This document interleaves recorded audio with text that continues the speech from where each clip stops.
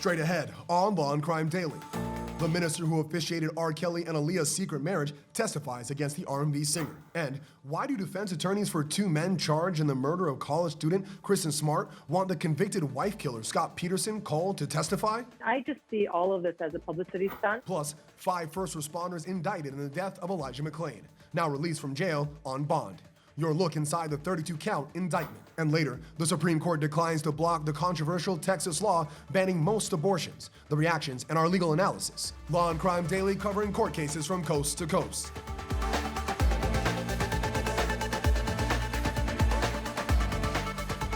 Welcome everyone to Law and Crime Daily. I'm Brian Buckmeyer along with Terry Austin.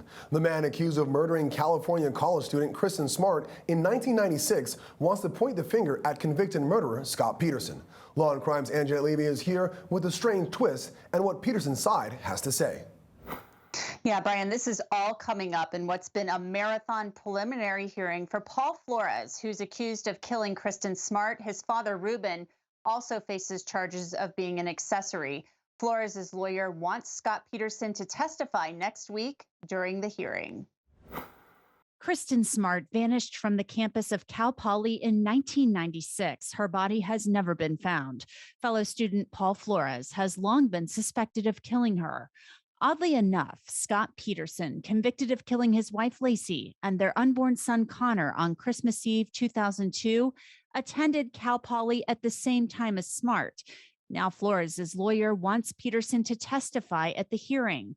Laura Uretzian was on Peterson's defense team. It's a publicity stunt. It's a way to influence potential jurors out there that see Scott Peterson went to the same school. And Uretzian says that's the only connection Scott Peterson has to Kristen Smart. Kristen Smart is not someone that Scott ever knew, ever met, has any recollection of, has any connection to. He has no connection whatsoever to what has happened here in her disappearance. A San Luis Obispo sheriff's detective testified a search of property owned by Paul Flores' father, Ruben, revealed a 4-foot-deep hole under the deck that contained fibers and human blood and evidence that a body had been there.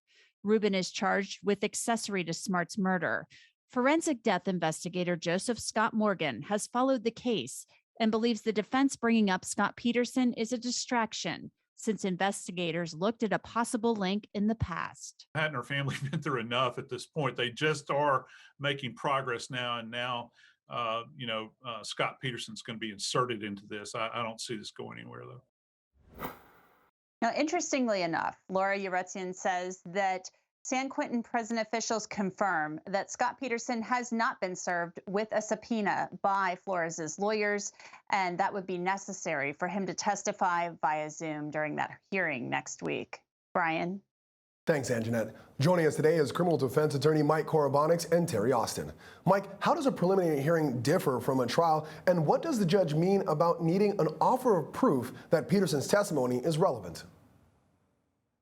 Well, the preliminary hearing is a much lower level of proof, much lower burden of proof. It's usually something that's by preponderance and evidence or clear and convincing, not like a trial where it's beyond a reasonable doubt.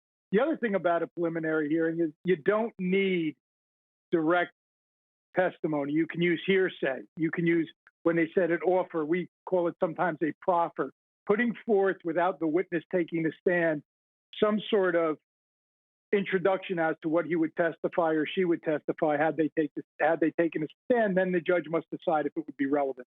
All right, now, Terry, if they do that, is having Peterson involved in this hearing more smoke and mirrors than substance by the defense? It is smoke and mirrors, Brian. There's no question that they're doing it to make a distraction. Just because Scott Peterson went to the same school as Kristen Smart doesn't mean that he's involved with her death. But this is a common defense tactic where you point to someone else, and who else better to point to than a convicted person who has been convicted of murder. I also think that the defense team is trying to claim that the investigators did not investigate well enough and were only focusing on this defendant and not focusing on other people who could have possibly been responsible for the disappearance and possible death, obviously, of Kristen Smart.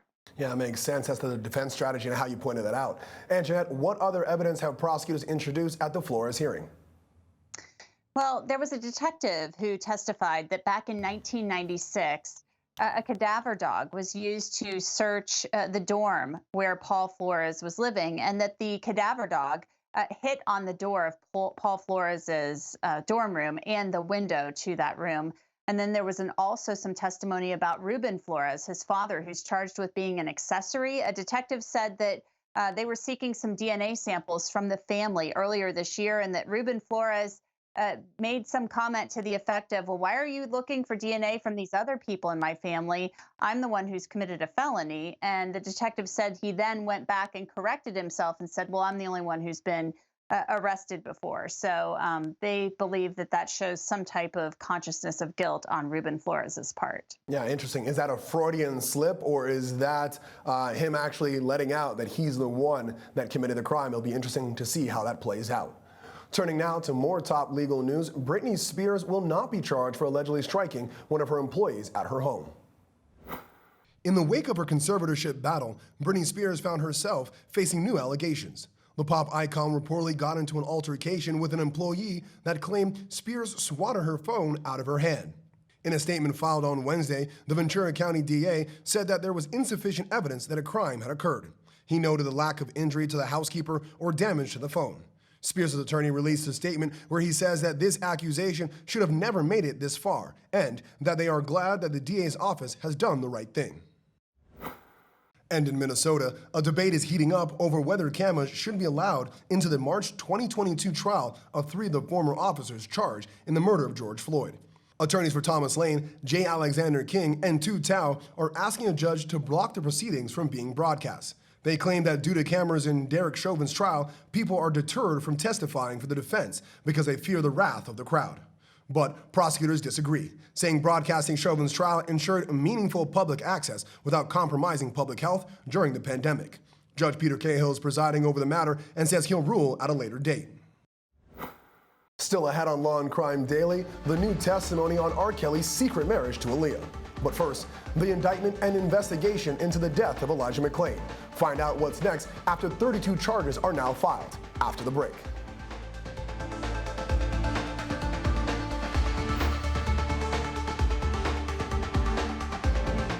Hi, this is Dan Abrams with exciting news for all of our Law and Crime followers on YouTube. You can now get the live Law and Crime Network with YouTubeTV for all of your daily live trial coverage, legal news, expert analysis, and original true crime programs. Subscribe to YouTubeTV today and then locate Law and Crime in the channel guide. And for only $1.99 a month, you can add the network to your bundle. Watch Law and Crime every day with YouTubeTV. We put you in the jury box.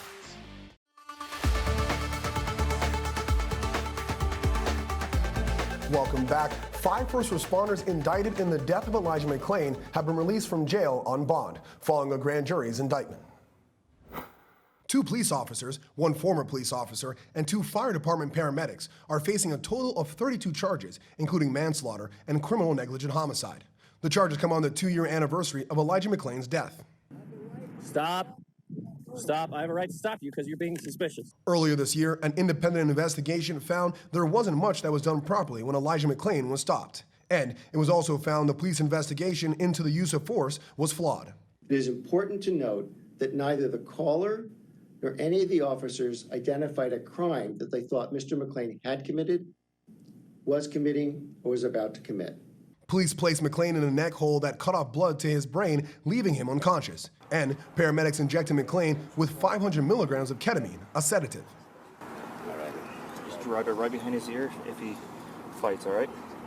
Those paramedics are now facing additional charges for administering ketamine without consent. He did not have supernatural strength, as you can see from the video. He is completely restrained under a pile of law enforcement officers. Each of the defendants posted $10,000 bail and were released Wednesday. Colorado's Attorney General said the grand jury found their actions criminal. We're here today because Elijah McClain is not here, and he should be. He was a son, a nephew, a brother, and a friend. When he died, he was only 23 years old. He had his whole life ahead. and his family and his friends must now go on and live without him. His death is a loss to all of us. Elijah McClain's memory will live on as a blessing to all of us. After his death, Colorado continues to lead on law enforcement accountability. Back with us is criminal defense attorney Mike Correspondent and Terry Austin. Terry, can you break down the indictment for us and how much time these first responders are facing? Well, as you mentioned, Brian, there are 32 counts in this indictment. All 5 of the individuals involved face the manslaughter and criminally negligent homicide. Manslaughter carrying a maximum up to 6 years, the criminally negligent homicide up to 3. But 2 of the officers actually have additional charges of assault and violence, and the paramedics as well. The indictment lays out specifically how the officers came upon poor Elijah and pulled him by the arms, put him down on the ground, and ultimately put him in a carotid chokehold. And then the paramedics came along, and even though he was handcuffed down on the ground in a chokehold, they gave this ketamine, and they estimated that he was 200 pounds when in fact he was only 145 pounds. So they all do face these charges. We'll see what happens. But yes, in fact, it's a big, serious, detailed indictment. Absolutely. Now, Mike, there was an independent investigation made before the indictment that will likely be a part of the trial. There, they said the officers did everything wrong in terms of a Terry stop. Can you explain?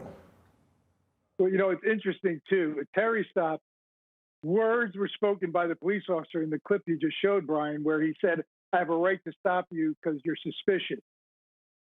There is no articulable reason that has been shown in any discovery that under Terry, they have a right to stop someone because they're suspicious of criminal activity. So right from the get-go, his words spoke, but his actions did not follow the Terry case, which was handed down by the Supreme Court in 1968. It's really a very, very low standard. And to be found that you didn't have a standard to stop the person that is set so low as in the Terry case for law enforcement presents a big problem for these defendants. Absolutely. I think it's going to be a huge problem, especially with a Terry stop. They have to have a suspicion that a crime occurred, not that you're just suspicious. I mean, you could be walking around with a bow tie, that's suspicious, but you can't get stopped for that, right, Mike? Well, I've gotten stopped. Okay. Don't worry, I know a good defense attorney. Now to Mississippi, where harrowing body cam footage shows 2 police officers in a risky rescue mission. Hurricane Ida's aftermath left many towns in the south underwater. Flash flooding from the severely damaging hurricane swept away 2 women in their vehicle. She's in it. Luckily for these 2 women in Pascagoula, Mississippi, Officer Collier and Sergeant Murphy dove right into floodwaters to help her escape from her submerged vehicle. This body cam video captured this life-saving moment. A lot of use out of that. It's okay. Grab one on my shoulders. Grab one on my shoulder. You still got a seatbelt on? Here, get your seatbelt off. Yeah, you do. Get your seatbelt off. You got the seatbelt on? There you go. Yeah, you got to get out of there. Okay. You're good. All right, come on. One more. Come on. Oh. Come on. Right here. Look. Look, we're on the ground right here. Okay. We're on the ground right here. Look. Step with me. Coming up on Law and Crime Daily, how the Supreme Court's inaction could change the legal landscape on abortion's rights. Plus, the accused arsonist on trial. The testimony from one of the survivors of the deadly fires is read in court. Those cases and more ahead.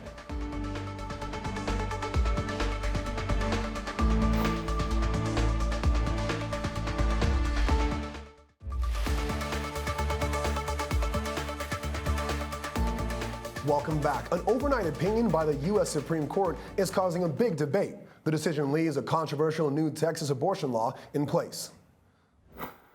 Just before midnight Wednesday, the Supreme Court issued a 5-4 order refusing to block Texas's new anti-abortion law. The law allows private citizens to sue providers who conduct abortions if a fetal heartbeat is detected, starting at about 6 weeks. In an unsigned opinion, the majority wrote that the applicants have raised serious questions regarding the constitutionality of the Texas law at issue. But their application also presets complex and novel antecedent procedural questions on which they have not carried their burden. Chief Justice John Roberts sided with the 3 liberal justices. In the dissent, Justice Sotomayor called the court's order stunning, a flagrantly unconstitutional law engineered to prohibit women from exercising their constitutional rights. And President Biden took to Twitter on Thursday saying the Supreme Court's ruling overnight is an unprecedented assault on the constitutional rights under Roe v. Wade. Complete strangers will now be empowered to inject themselves in the most private of health decisions. The law does not even allow exceptions in cases of rape or incest. Let's bring in criminal defense attorney Mike Correspondent and Terry Austin to break down the Supreme Court's decision. Mike, how did a Texas court decide it would differ so much from SCOTUS's case, Roe v. Wade? Well, you know, Brian, sometimes people feel, and that's one of the problems with judicial appointments or elections of how judges get there, is it becomes political. No matter what they say, it's a separate branch of the government, but the judiciary gets influenced by politics. And sometimes people will make these laws and hope that they will get to the Supreme Court so they can actually somehow become some sort of credibility. This is a very unusual situation, and it's sad that it's become so political, but they have to really look at the procedures here, which are very unique in the way it came to the Supreme Court. Yeah. Now, Terry, what are the implications for women in Texas, especially those who can't travel out of state for an abortion, now that the Supreme Court of the United States won't hear this case?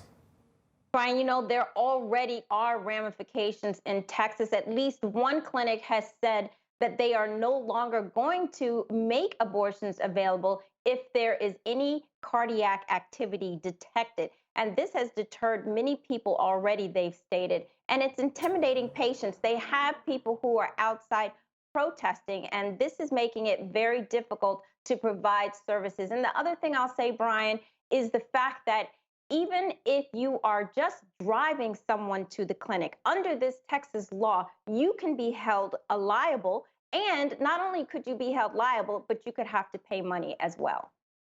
Crazy. We'll see how this case continues and whether or not the Supreme Court will pick up this or other cases that might combat the idea of Roe v. Wade. Thank you both. When we come back, the latest on R. Kelly's trial, the minister who married the singer and 15-year-old Aaliyah takes the stand. More on what he thought of the intimate hotel ceremony next.